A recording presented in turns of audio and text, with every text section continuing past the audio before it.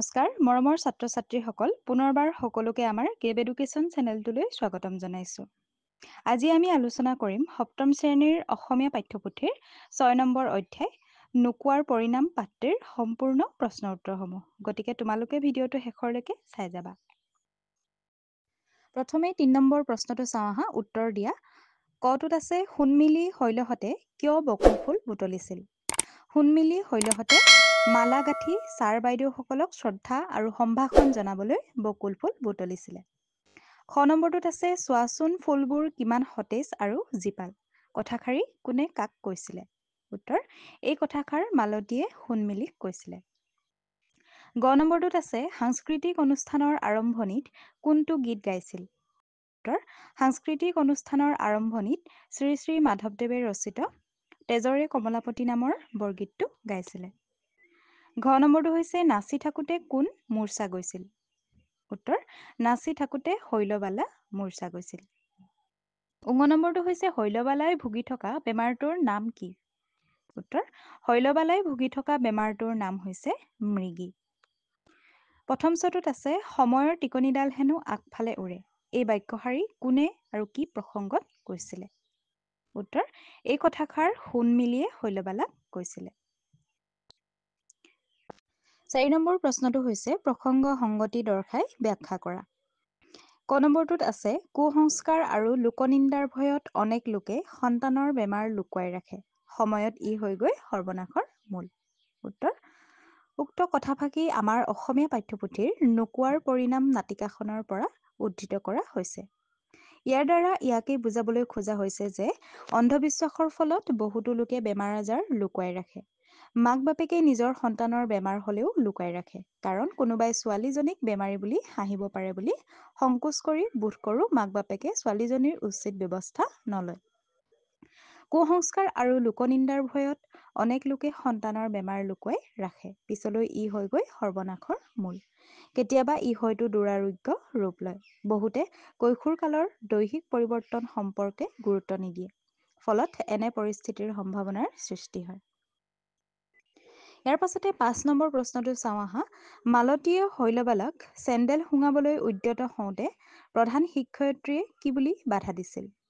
উত্তৰ মালতীয়ে শৈলবালাক চেণ্ডেল শুঙাবলৈ উদ্যত হওঁতে প্ৰধান শিক্ষয়িত্ৰীয়ে কৈছিল যে চেণ্ডেল পাত মুখত লগাবানে বনৌষধি কিবা এবিধ লগোৱাৰ কথা হ'লেও বেলেগ কথা এইবুলি কৈছিলে। ইয়াৰ পাছতে ৬ নম্বৰ প্ৰশ্নটো হৈছে দলত আলোচনা কৰি লিখা। উপযুক্ত সময়ত বেমাৰৰ চিকিৎসা নকৰিলে পৰিণাম কি হ'ব পাৰে? উত্তৰটো চাওঁ আহা। উপযুক্ত সময়ত চিকিৎসা নকৰিলে তাৰ পৰিণাম ভয়াৱহ হ'ব পাৰে। সময়ৰ কাম সময়ত নকৰিলে তাৰ ফল সদায় বিষময় হয়। উপযুক্ত সময়ত চিকিৎসা নকৰিলে পাছলৈ সেই ৰোগ দুৰাৰোগ্য হৈ পৰে আৰু তেতিয়া চিকিৎসা কৰাৰ সময় নাথাকে। ফলত সেই ৰোগ সৰ্বনাশৰ মূল হয়। কিছুমান লোকে অজ্ঞতা, অন্ধবিশ্বাস, কুসংস্কাৰ আৰু লোকনিন্দাৰ কাৰণে সময়মতে ৰোগৰ চিকিৎসা নকৰে। ফলত তাৰ ভয়াৱহ পৰিণাম ভোগ কৰে। সেইবাবে সময়মতে ৰোগৰ চিকিৎসা কৰাব লাগে। ইয়াৰ পাছতে ৭ নম্বৰ প্ৰশ্নটো চাওঁ আহা। তলৰ সম্বন্ধবাচক শব্দকেইটা ভাঙি দেখুওৱা। প্ৰথমটো হৈছে মাৰা, মা যোগ ৰা মাৰা।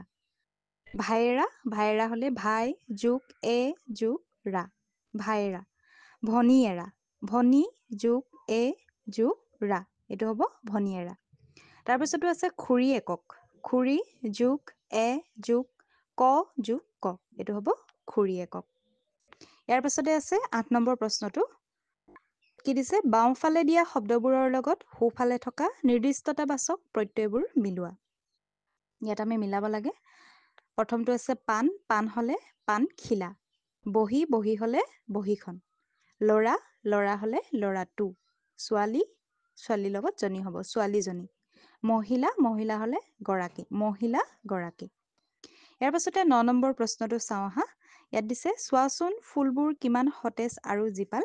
এই বাক্যটিত থকা জীপাল শব্দটো জীৱ শব্দটোৰ লগত আল প্ৰত্যয় যোগ হৈ জীপাল শব্দ গঠিত হৈছে। তেনেদৰে তলৰ শব্দকেইটা গঠন কৰা।